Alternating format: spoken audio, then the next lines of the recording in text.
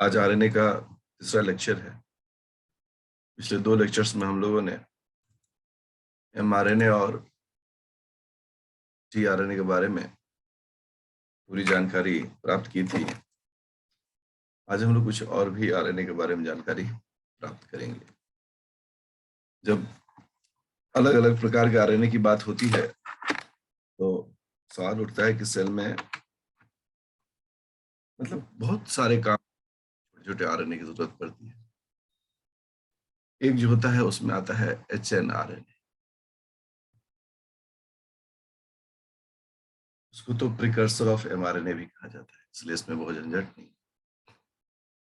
Hetero nuclear RNA, तो ये precursor है एमआरएनए का। तो इसमें प्रोसेसिंग होता है तो फिर एक फंक्शनल आरएनए बनता है, प्रिकर्सर ऑफ एमआरएनए। ये एचएनआरएनए के बारे में जानकारी है। एक आता है माइक्रो आरएनए, से लोग एमआईआरएनए भी कहते हैं। माइक्रो आरएनए के बारे में यह कहा जाता है कि बहुत ही छोटा होता है, 20-22 बेस पेयर्स बेसिस उसमें होते हैं या न्यूक्लियोटाइड्स होता है, इसलिए छोटा कहलाता है। तो 22 न्यूक्लियोटाइड्स इसमें होता है, तो सोच लो कितना छोटा होता होगा। ठीक है ना। और इसका काम क्या है, इस सब आगे पढ़ना है हम लोग को इसके बारे में।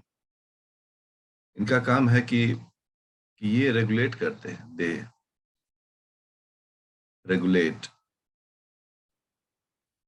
The gene expression. Gene expression में आपको ये सब चीजें पढ़नी है। By pairing with specific sequence of RNA. Specific sequence of mRNA. अगर इसको हमको दिखाना हो तो वैसे दिखा सकते हैं। ये एमआरएनए है, इसके कुछ सीक्वेंस पर यहाँ पर एक छोटा सा आरएनए आके बेस पेयर कर लिया। ये जो दिख रहा है लाल रंग का, ये क्या है? Micro RNA. तो कुछ कुछ वक्त के लिए किसी जीन को अगर इनएक्टिव करना है या कुछ उसको मॉडिफाई करना हो तो ये एमआईआरएनए जो है वो काम करता है। छोटी छोटी जानकारियां दी जा रही हैं। जब इसके विषय वस्तु आएंगे तो इसके बारे में डिटेल से पढ़ाया जाए। आरएनआई बहुत पॉपुलर है। इंटरफेरेंस नाम से पता चलता है कि ये आरएनए किसी को भी इंटरफेयर करता है। ये कोई बोल रहा है बीच में इंटरफेयर कर दिया। इनका जो रोल होता है ना, वो है participate in gene silencing. Participate in the gene silencing, ये चैप्टर ही है, इसलिए कोई घबराने की बात नहीं। सब पूरी तरह से अगले क्लासेस में आएंगे। और इसमें क्या होता है कि some part of the mRNA, mRNA का कुछ हिस्सा जो है is mimicked by, मिमिक मतलब नकल उतारना, by RNAi। तो RNAi कुछ हिस्सा का नकल जैसे उतारेगा, तो लेकिन इसको हम लोग पूरा डिटेल से पढ़ेंगे, एक चैप्टर ही है RNAi। अब आगे जब बढ़ते हैं तो आता है catalytic RNA. Catalytic RNA already हम लोग पढ़ चुके हैं, group 1 group 2 introns, group 1 and group 2 introns पढ़ चुके हैं, इसलिए इसमें बहुत माथापच्ची नहीं करेंगे। बट ये भी आरएनए ही है जो कैटालिसिस का काम करते हैं। इसके अंदर जो प्रसिद्ध एग्जाम्पल है वह है राइबोजाइम। एक और एग्जाम्पल है राइबोन्यूक्लियेज, फॉस्फेट, ठीक है ना। ये सभी इसके अंदर में आता है। अब है, देखेंगे कि mRNA आयरन,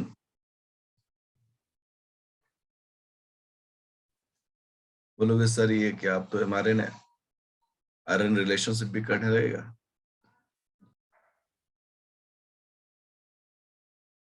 देखिए, दो तरह के प्रोटीन होते हैं, एक का नाम होता है फेरेटिन और दूसरे का नाम होता है ट्रांसफेरिन। ये दोनों बड़े प्रसिद्ध प्रोटीन है क्योंकि इन दोनों में फेर टर्म लगा हुआ है। ये फेर मतलब हो गया आयरन। तो फेरेटिन जो है वो आयरन स्टोरेज प्रोटीन है, मतलब इसमें आयरन स्टोर होता है इस प्रोटीन के साथ जुड़ने के बाद। ट्रांसफेर वो आयरन ट्रांसपोर्ट प्रोटीन है, अर्थात यह आयरन का ट्रांसपोर्टेशन करेगा। दोनों प्रोटीन का काम बटा हुआ है, स्टोरेज एंड ट्रांसपोर्टेशन, ठीक है। और इन लोगों के ट्रांसपोर्ट में मेम्ब्रेन में स्पेसिफिक रिसेप्टर्स होता है। फॉर दियर ट्रांसपोर्ट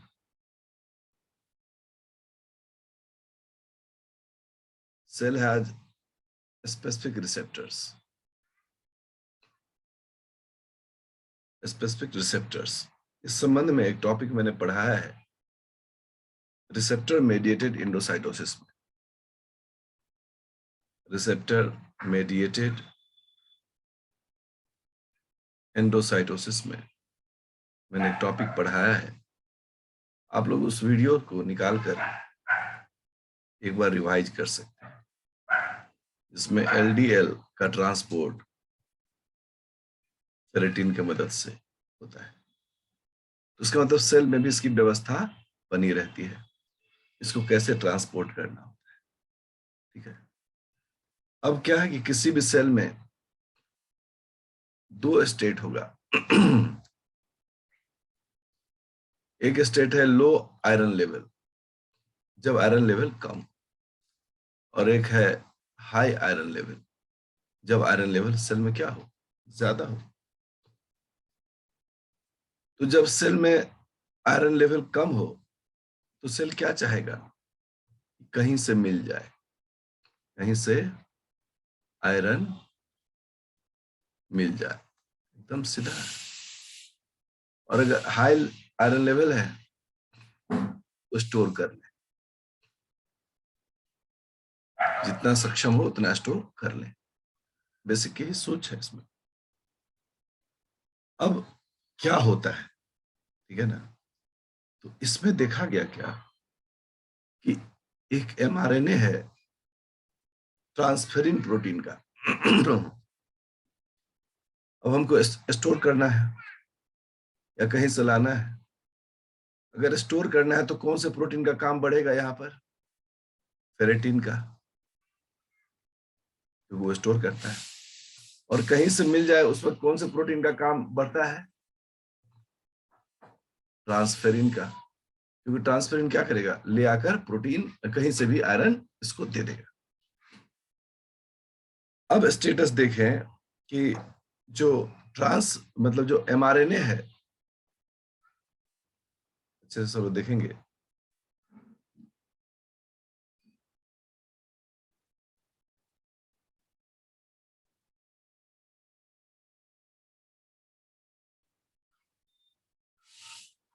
देखिए ये एक mRNA है, ठीक है। 5' एंड है, ये 3' एंड है इसका। यहां से यहां तक इसका कोडिंग रीजन है।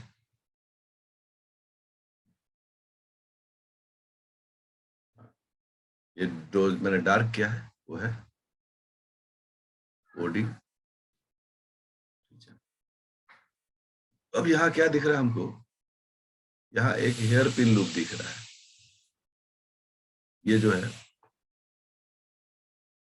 Hair pin loop, hair pin loop. और ये लूप जो है इसको एक स्पेसिफिक नाम से जाना जाता है और इसका नाम होता है IRE। IRE का फुल फॉर्म होता है iron response element, iron response element. ठीक है।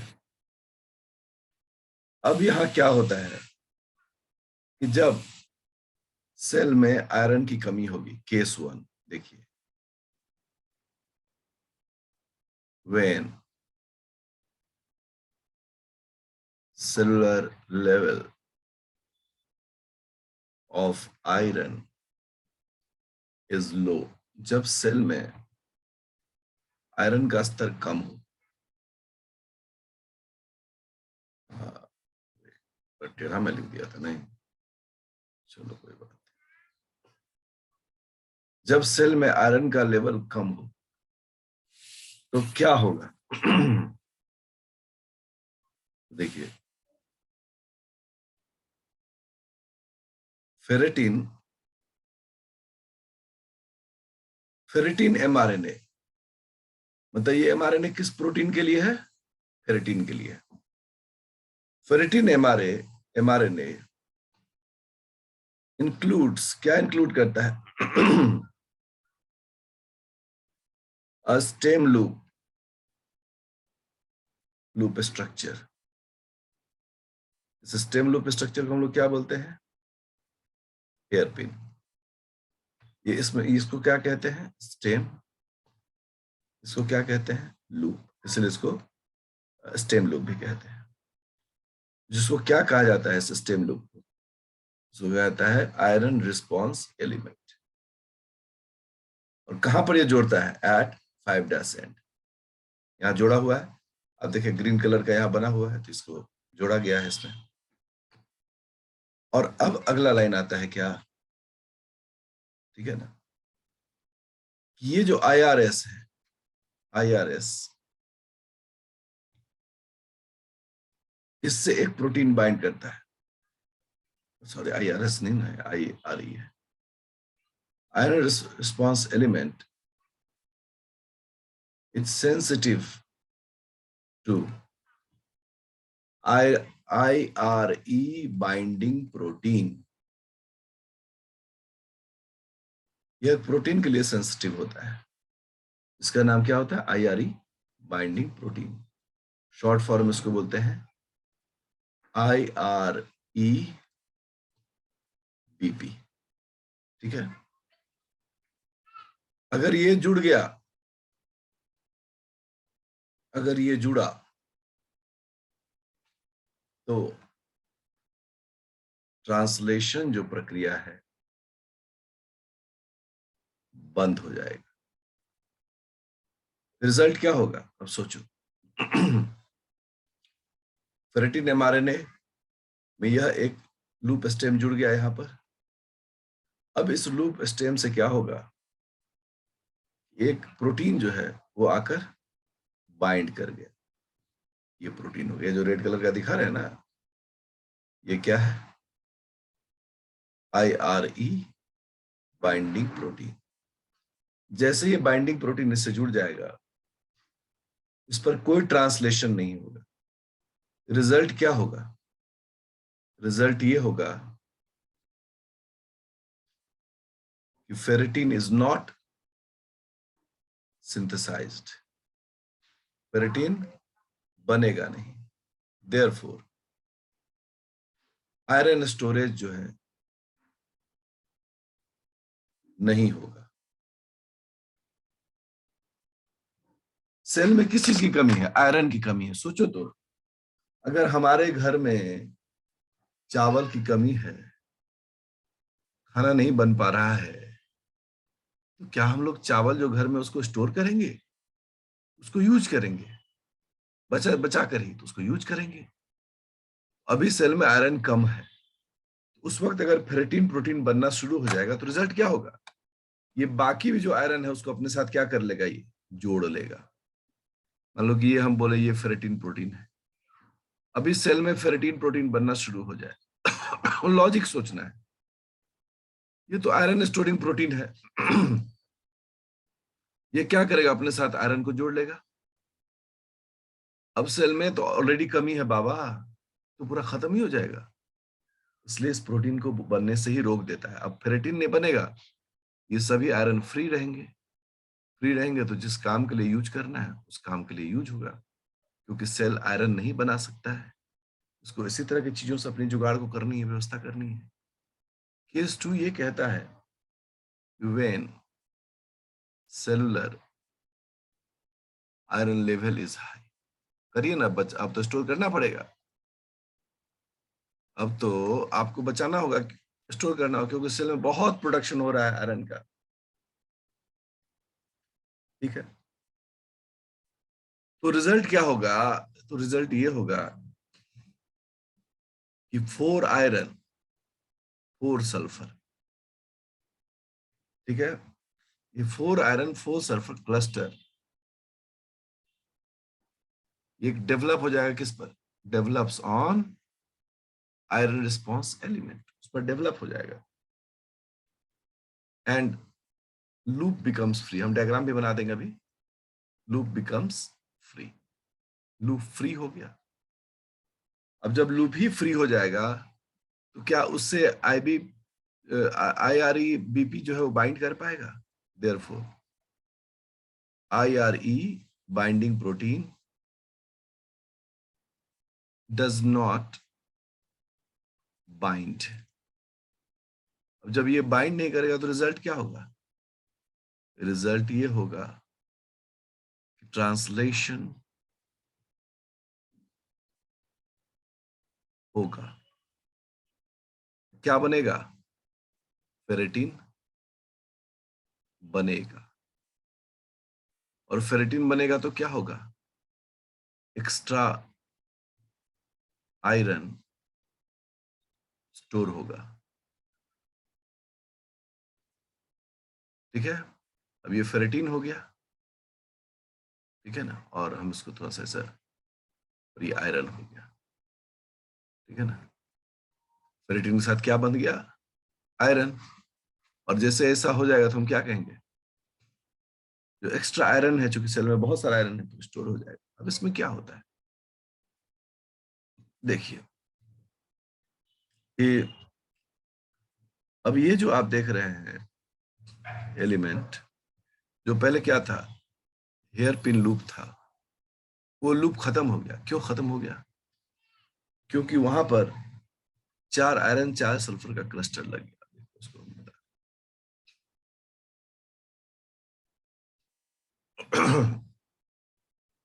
ठीक है ना।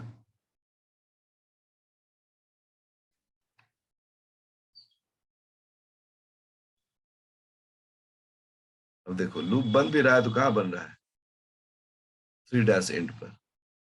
और ये जो 3 डैश एंड पर बन रहा है, इसका मतलब है कि ये कार्य को रोकेगा नहीं, क्योंकि कोडिंग रीजन तो यहीं पर है, ये है आपका कोडिंग रीजन। और कोडिंग रीजन पर क्या आ जाएगा, राइबोसोम, और यहां से क्या बनेगा, ट्रांसफेरिन। ये पहले क्या था, ये तो एक लूप था, इस प्रकार का लूप था ये, ठीक है ना। इस लूप से क्या जुड़ता है, 4 आयरन 4 सल्फर। जैसे इस लूप से जुड़ता है, लूप कैसा हो जाता है, खुलकर सीधा हो जाता है, और राइबोसोम चढ़ा और ट्रांसफरिन बना दिया। 3-8 पर बने लूप से कोई फर्क नहीं पड़ता है, क्योंकि कोडिंग रीजन तो यहां से यहां तक ही। इस प्रकार से ट्रांसफरिन बनेगा और आयरन का स्टोरिंग होगा। इसको करेक्शन कर लीजिएगा, ये ट्रांसफरिन की जगह फेरेटिन हो। अब देखिए राइबोसोमल आरएनए के बारे में तो हम पहले ही बता चुके हैं, इसलिए हम दोबारा नहीं बताना चाहते, लेकिन हम बता दे रहे हैं। सबसे ज्यादा मोस्ट अबंडेंट और most abundant and most stable, सबसे टिकाऊ होता है ये, स्टेबल, ठीक है ना। आरआरएनएस प्लस प्रोटीन्स मिलकर क्या बनाता है, राइबोसोम्स। और यह प्रक्रिया जो है राइबोसोम्स बनने की, इसमें आरआरएनए की बड़ी भूमिका होती है। तो आरआरएनए प्रोटीन आपस एक दूसरे के साथ क्या करते हैं, बॉन्डिंग करते हैं, ठीक है। ये बॉन्डिंग नॉर्मली हाइड्रोजन बॉन्ड्स होता है या हाइड्रोफोबिक बॉन्ड्स होते हैं, हाइड्रोफोबिक इंटरेक्शंस होते हैं। तो ये प्रोटीन और आरएनए के बीच का एक संबंध है। आगे चर्चा भी होगा, करेंगे, चर्चा होगी इस पर। अब जो प्रोकैरियोटिक है और यूकैरियोटिक है,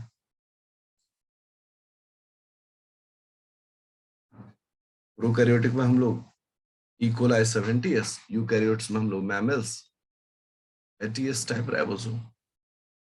ये 2 सब यूनिट का, ये भी 2 सब यूनिट का, स्मॉलर सब यूनिट 30s सब यूनिट और इसमें 50s, यहाँ 40s सब यूनिट, यहाँ पर 60s। से तो बच्चे वाली चीज जानकारी हम शेयर कर रहे हैं आपके साथ। 30s में एक आरआरएनए, 16s आरआरएनए, जबकि 50 में 2 तरह का RNA, 23s rRNA and 5s rRNA. वहीं पर 40s में 18s आरआरएनए और 60s में 3, 28s, 5s एंड 5.8s। ये अलग अलग सब टाइप के आरआरएनए हैं। ट्रांसलेशन के दरमियान में इनका काम भी हम लोग देखेंगे। अब एक टॉपिक आता है जिसका नाम है काइमेरिक और टीएमआरएनए। काइमेरिक शब्द का यूज होता ही है कि 2 अलग अलग ओरिजिन को मिलाकर एक साथ रख ले। जैसे पानी में दूध मिला दें तो यह काइमेरिक होगा। क्यों? क्योंकि पानी अलग है, दूध अलग है, इन दोनों को मिला काइमेरिक। यहाँ टीएमआरएनए का मतलब हो गया, यहाँ टीआरएनए भी है और एमआरएनए भी है, एमआरएनए भी है और टीआरएनए।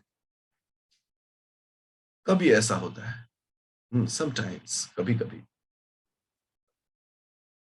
ट्रांसलेशन के दरमियान में, during translation mRNA breaks, mRNA टूट जाता है and the stop codon plus some coding region part of mRNA is lost। वो लॉस्ट हो गया। आइए एक डायग्राम में देखते हैं। ये mRNA है, ठीक है ना, और ठीक है, ये ऐसे mRNA। यहाँ पर इनिशिएटिंग कोडोन है AUG, यहाँ पर टर्मिनेटिंग कोडोन UAA। ऐसे अभी क्या हुआ, किसी कारण से ट्रांसलेशन चल रहा है, यहाँ ट्रांसलेशन चल रहा है, राइबोसोम यहाँ तक आ चुका है, एक बढ़िया प्रोटीन यहाँ पर बन रहा है। अब इसको पूरा यहां तक आना है, किसी कारण से क्या हो गया, ये हिस्सा टूट गया। जैसे ही ये हिस्सा टूट गया ये हिस्सा, अब ये फंस गया। ऐसा एकदम नहीं हुआ कि राइबोसोम यहां से निकलकर नीचे गिर जाएगा, ये फंस गया, ये ऐसा ही रह जाएगा। अभी तो बड़ी समस्या हो गई भाई, क्योंकि सेल इस तरह का कुछ फंसा हुआ चीज अपने पास नहीं रखना चाहता। सेल चाहता है कि या तो ये बने या फिर इसको हम डाइजेस्ट कर लें। अब यहां पर कैसे इस राइबोसोम को भी हटा दें खराब हो ही गया। तो यहां पर एक जो है स्पेसिफिक काइमेरिक आरएनए आता है, ठीक है ना। और वो काइमेरिक आरएनए क्या करता है, यहां पर आकर जुड़ जाता है, और इस काइमेरिक एमआरएनए में यहां पर स्टॉप कोडॉन होता है, ठीक है। अब क्या होता है कि ये जो काइमेरिक आरएनए आता है, देखिए गौर से, यहां पर आके एक्सेप्टर साइट पर आकर रुकता है। इस काइमेरिक एमआरएनए का हिस्सा होता है एक टीआरएनए में जिसमें एलानिन होता है। क्या होता है? Alanine amino acid. गौर करना सर, इसको हम डार्क ही कर देते हैं। प्लस इसमें सिर्फ एलानिन अमीनो एसिड का कोडिंग होता है। यहां जितना भी कोड होगा, मान लो कि इतना जेनेटिक कोड है, ठीक है, यहाँ तो यूए है, ये यहां से यहां तक जितने भी अमीनो एसिड का कोड है वो सिर्फ एलानिन का है। पर्पस क्या है कि ये राइबोसोम किसी तरह से स्टॉप कोडॉन पर जाके चला जाए और वहां से ये खुल जाए। अब ये जो आप एक देख रहे हैं आरएनए, बड़ा यूनिक आरएनए, गौर करें। इस आरएनए में यहां पर है स्टॉप कोडॉन यूएए, यूएजी भी हो सकता है। और इसी आरएनए में यहां क्या जुड़ा हुआ है, यहां जुड़ा हुआ है टीआरएनए। ये टीआरएनए पहले से ही जुड़ा हुआ है ठीक है ना, ये टीआरएनए है। और ये टीआरएनए अपने साथ कौन सा अमीनो एसिड रखता है? एलानिन। और यहां पर जितने भी इसके बाकी हिस्से हैं, उस सब हिस्से में कौन सा जेनेटिक कोड है? किसका जेनेटिक कोड है? एलानिन का ही है। कहने का मतलब स्पष्ट है, ये समाधान करने आया है, क्योंकि प्रोटीन जाएगा, प्रोटीन को अब कोई बचा नहीं सकता है, क्योंकि प्रोटीन का कोड जो है वो खत्म हो चुका है। तो यहां पर जो है एलानिन का ही कोड रहेगा, GUU, GUC,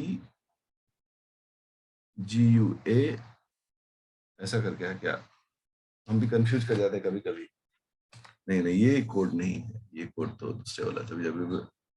अभी वैलिन नजर आने लगा तो हम घबरा गए कि उल्टा कोई कोड लिख रहे हैं। ये GCU, GCC, GCA and GCG, यही चारों कोडोन्स में से कोई कोडोन्स यहाँ पर रहेगा। ये सिर्फ इमरजेंसी और डिजास्टर मैनेजमेंट के लिए यहाँ पर आता है। ये जो एग्जाम्पल बता रहे हैं, इस एग्जाम्पल का नाम है SSR-RNA। तो SSR-RNA क्या है? एक TMRNA, मतलब chimeric RNA. Yes sir. Good. ये समझ में मदद करता है कि अब जब इस साइड पर आके यह रुक जाएगा, इस साइड पर तो कुछ है ही नहीं, यही काइमेरिक आरएनए जो है वो आकर यहाँ पर इसके काम को, अधूरे काम को पूरा करेगा।